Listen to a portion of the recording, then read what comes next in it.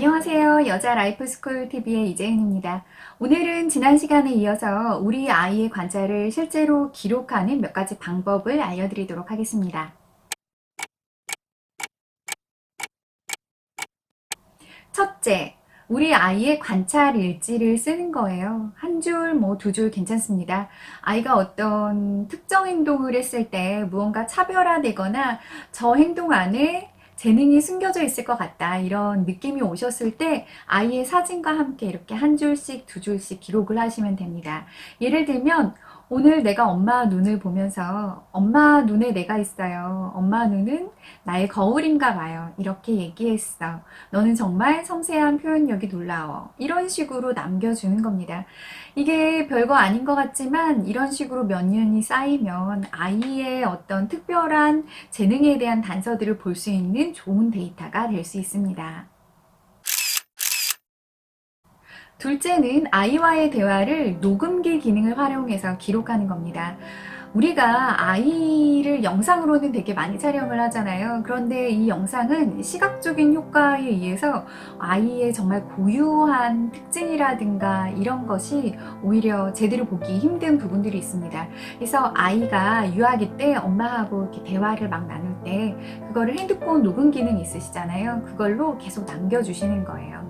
그리고 나중에 아이가 아동기로 성장을 했을 때 엄마가 녹음했던 그 파일들을 같이 들으면서 어떤 느낌이 드는지, 그리고 어떤 대화가 가장 인상 깊은지 이런 것들을 같이 나눠보시면 참 좋습니다. 아이는 아이 스스로 자신의 기록물을 통해서 또 자기에게 자극이 되는 것들을 이렇게 느끼거든요.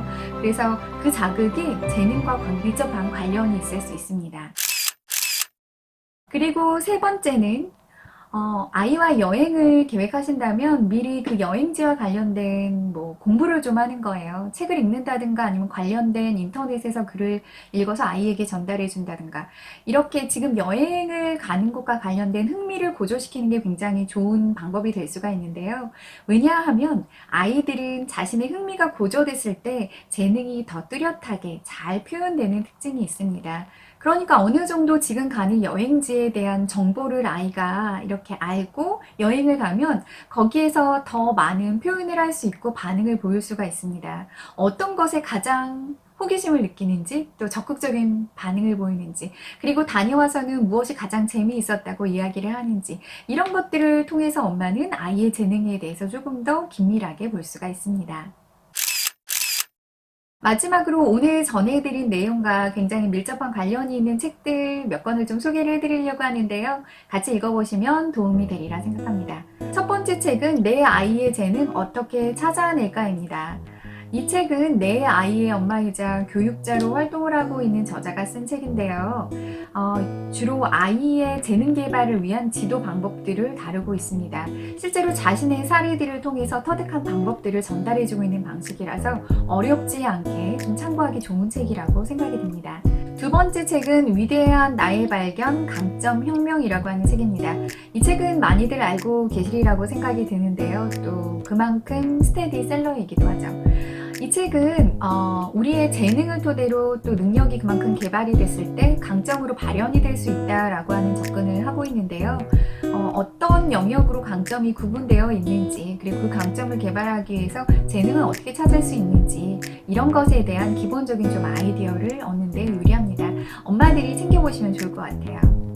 그리고 마지막으로 세 번째 책은 하워드 가드너의 다중지능인데요. 이 책은 많이 들어보셨으리라고 생각합니다. 하지만 사실 우리 아이의 재능에 대해서 아이디어를 얻고 관찰할 때 이만큼 좋은 책이 또 없다고 생각이 들어요. 지능과 또 재능은 좀 차이가 있지만 특정 지능에 기반을 두고 재능이 개발된다고 보고 있기 때문에 이렇게 하워드처럼 다층적이고 복합적인 지능의 영역을 인정하고 그 안에 어떤 것들이 지능으로 좀 볼 수 있는지 이런 단어들과 설명들을 보시면 우리 아이의 재능을 어떤 영역에서 조금 찾을 수 있을지에 대한 좋은 가이드라인이 될 수 있을 거라고 생각합니다. 자, 오늘은 우리 아이의 재능을 관찰하는 방법 그리고 참고하면 좋을 만한 책들을 살펴보았는데요. 다음 시간에는 우리 아이의 재능을 실제로 강화하는 방법에 대해서 그 전략에 대해서 살펴보도록 하겠습니다. 오늘은 이것으로 마무리할게요. 모두 감사합니다.